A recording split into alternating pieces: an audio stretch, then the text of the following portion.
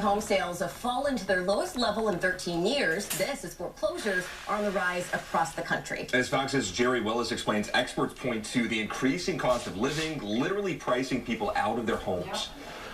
That's what I've been saying. Foreclosures are spiking as family budgets are stretched by rising inflation. Foreclosure filings, which include default notices, scheduled auctions, and bank repossessions, are up 28% in the third quarter to almost 25,000. And filings are 34% higher from the same period a year ago.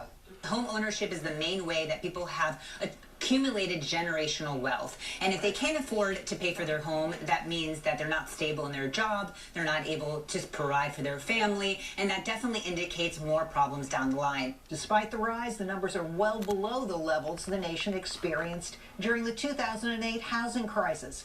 Back when so-called ninja loans made to borrowers with no income, no job, were common. Though today's borrower tends to have more equity, rising financial burdens, including the resumption of student loan payments, which starts this weekend, is putting more pressure on family budgets. One survey of economists shows 3/4 agree that resumption of payments will have a negative effect on homeownership that could last a year or more. Some expect more loan delinquencies.